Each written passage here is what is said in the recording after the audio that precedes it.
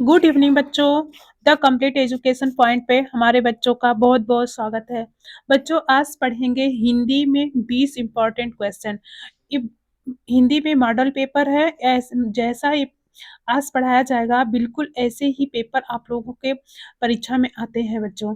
10 number साहित्य से और 10 नंबर ग्रामर से हम 20 नंबर के बहुविकल्पीय प्रश्न पूछे जाते हैं हिंदी में, जो कि बहुत ही इम्पोर्टेंट प्रश्नों की श्रृंखला है, उसको देखेंगे आज। इसमें पहला क्वेश्चन है, अपनी खबर किस विधा की रचना है।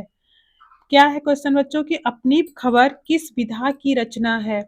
तो यह क्या है, क्या नाटक है, कहानी है, आत्मकथा है, उपन्यास है। तो अपनी खबर क्या है बच्चों, यह एक कहानी है। इसमें ऑप्शन बी सही होगा, कहानी। नेक्स्ट है अगला क्वेश्चन, नीट का निर्माण किसकी रचना है। तो नीट का निर्माण किसकी रचना है बच्चों, बताइएगा। क्या हरिवंश राय बच्चन की, पांडे वेचन शर्मा उग्र की, डॉक्टर राजेंद्र प्रसाद की, इनमें से कोई नहीं। तो नीट का निर्माण किसकी रचना है, हरिवंश राय बच्चन जी की है। किसकी है बच्चों, हरिवंश राय बच्चन जी की।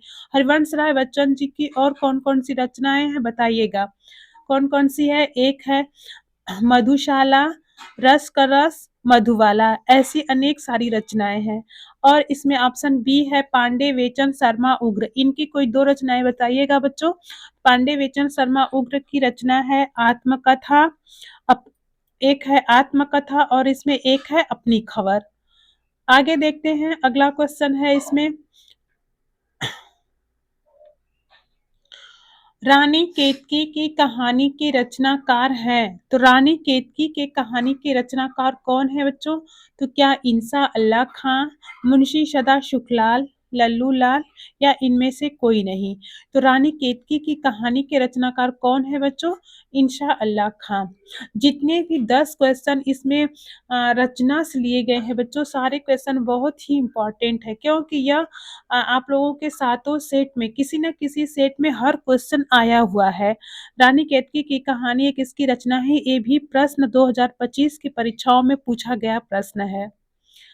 आगे नेक्स्ट देखते हैं, पानी में चंदा और चांद पर आदमी के लेखक हैं। तो पानी में चंदा और चांद पर आदमी के लेखक कौन है बच्चों, क्या जयप्रकाश भारती, धर्मवीर भारती, आचार्य रामचंद्र शुक्ल, प्रताप नारायण मिश्र। तो इसमें कौन है, जयप्रकाश भारती। पानी में चंदा और चांद पर आदमी, इसके लेखक कौन है, जयप्रकाश भारती। इसमें ऑप्शन ए सही होगा। आगे है, बर्फ की गुड़िया के रचनाकार, बर्फ की गुड़िया के रचनाकार कौन है। तो क्या पद्मलाल पुन्नालाल बख्शी, जयप्रकाश भारती, रामधारी सिंह दिनकर, आचार्य रामचंद्र शुक्ल। तो बर्फ की गुड़िया के रचनाकार कौन है बच्चों, जयप्रकाश भारती। याद रखिएगा कौन है, जयप्रकाश भारती। इसमें ऑप्शन बी सही होगा। आगे है नेक्स्ट, निम्नलिखित कथनों में से कोई एक कथन सही है, उसे पहचान करिए। उसमें पहचान करना है कि जो जो कथन सही होगा। तो क्या इसमें पहला है, मित्रता, मित्रता आचार्य रामचंद्र शुक्ल का प्रसिद्ध नाटक है। क्या ये सही है, नहीं बच्चों ये गलत है। दीपदान डॉक्टर राम कुमार वर्मा द्वारा रचित महाकाव्य है, ये भी गलत है। रंगभूमि मुंशी प्रेमचंद्र का उपन्यास है, इसमें क्या होगा, ऑप्शन सी सही होगा। जो रंगभूमि है एक क्या है, एक उपन्यास है और किसका है, मुंशी प्रेमचंद्र जी का। तो रंगभूमि एक उपन्यास है मुंशी प्रेमचंद्र जी का, इसमें ऑप्शन सी सही होगा। आगे देखते हैं, हिंदी साहित्य में शुक्ल युग की समय सीमा। तो हिंदी साहित्य में शुक्ल युग की समय सीमा क्या है बच्चों, क्या 1900 से 1920, 1919 से 1938, 1925 से 1940।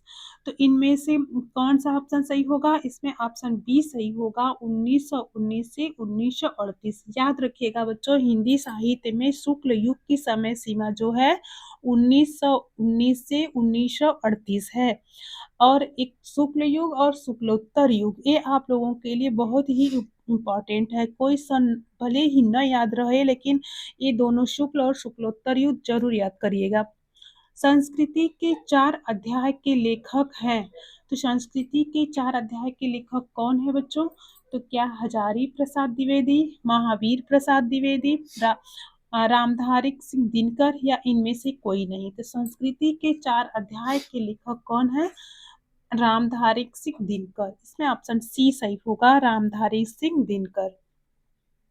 आगे है घुमक्कड़ शास्त्र के लेखक हैं। घुमक्कड़ शास्त्र के लेखक कौन है बच्चों? क्या मोहन राकेश, राहुल सांस्कृत्यायन, डॉक्टर धर्मवीर भारती या अज्ञेय? तो कौन है इसमें? राहुल सांस्कृत्यायन। घुमक्कड़ शास्त्र के लेखक कौन है बच्चों? राहुल सांस्कृत्यायन।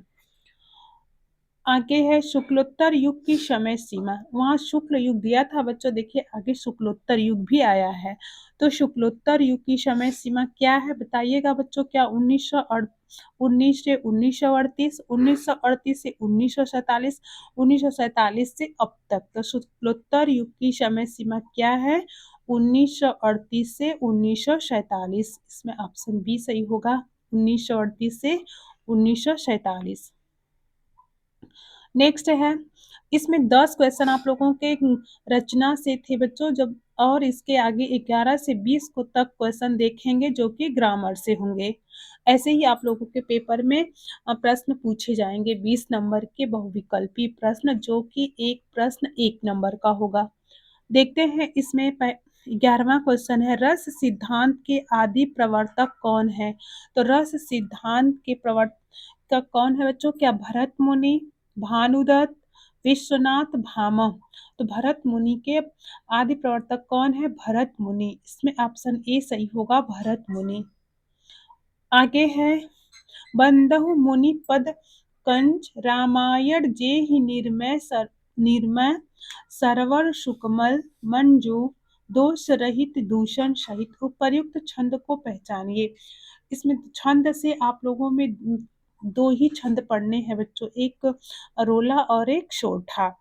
तो पहचानना है कि यह कौन सा छंद है। तो यह कौन सा छंद है? क्या रोला है, सोठा है, दोहा है, चौपाई है? तो कौन सा छंद है? यह सोठा है। इसमें ऑप्शन बी सही होगा, सोठा।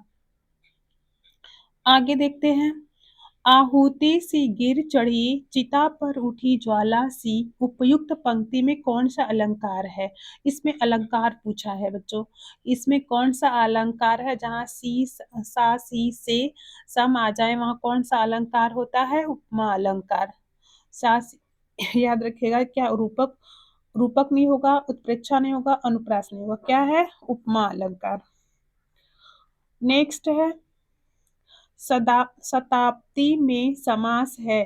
एक क्वेश्चन यहाँ, अब समास से क्वेश्चन पूछा जाएगा बच्चों आप लोगों में। तो इसमें पूछा है शताब्दी में समास है, शताब्दी में कौन सा समास हो? क्या कर्मधारय समास होगा, बहुव्रीहि समास होगा, द्वंद्व समास होगा, द्विगु समास होगा?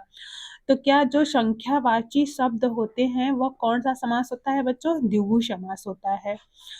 यह इसलिए इसमें ऑप्शन डी शताब्दी, जैसे हो गया चौराहा, हो गया त्रिमासा, हो गया, जैसे भी जो भी संख्यावाची शब्द आ जाए वहां कौन सा समास होता है? द्विगु समास। द्वंद्व समास क्या होता है बच्चों? जहां योजक चिन्ह आ जाए और वह शब्द एक दूसरे के अपोजिट हो, जैसे माता और पिता, भाई बहन, ऐसे योजक चिन्ह वाले शब्द, और उसमें हमेशा एक दूसरे के विलोम शब्द हों।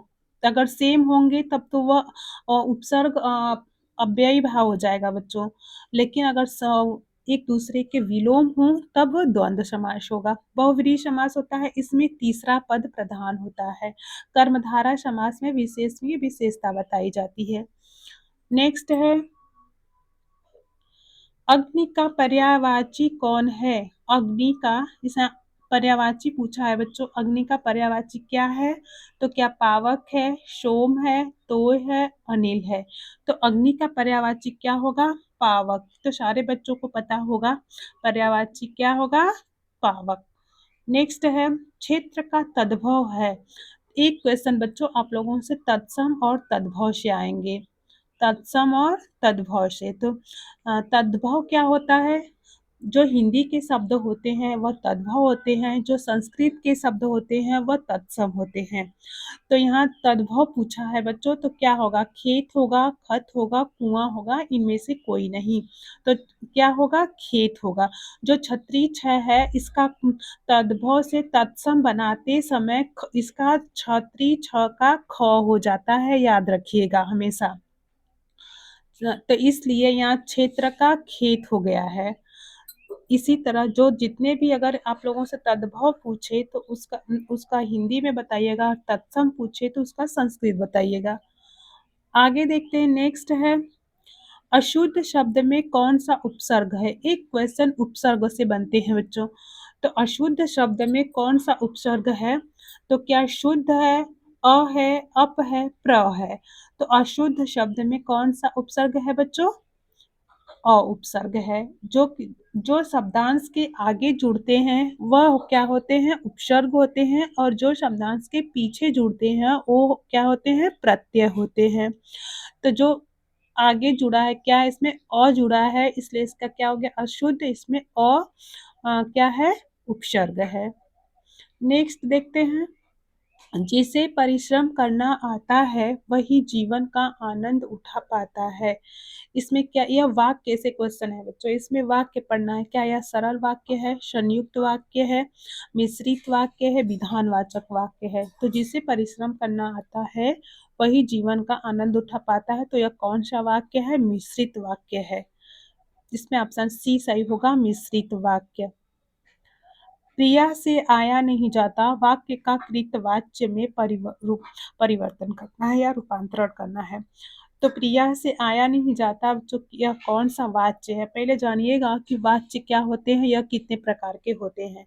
तो वाच्य क्या कितने प्रकार के होते हैं? 3 प्रकार के होते हैं। कर्तृवाच्य, कर्मवाच्य, भाववाच्य। कर्तृवाच्य, कर्मवाच्य, भाववाच्य।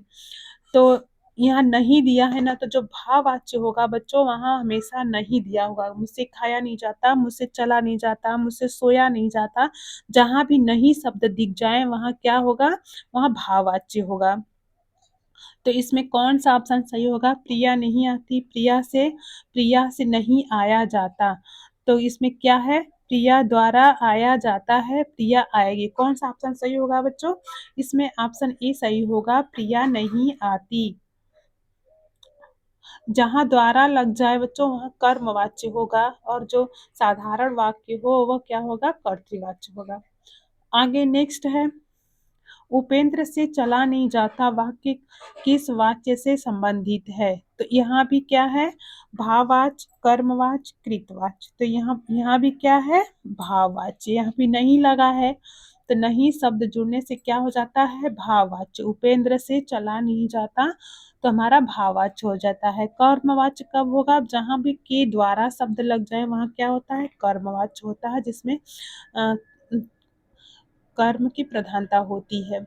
ये हमारे 20 क्वेश्चन कंप्लीट होते हैं बच्चों, जो कि बहुत ही महत्वपूर्ण प्रश्नों की श्रृंखला थी। ऐसे ही क्लासेस पाने के लिए हमारे चैनल को सब्सक्राइब करिएगा। थैंक यू, धन्यवाद।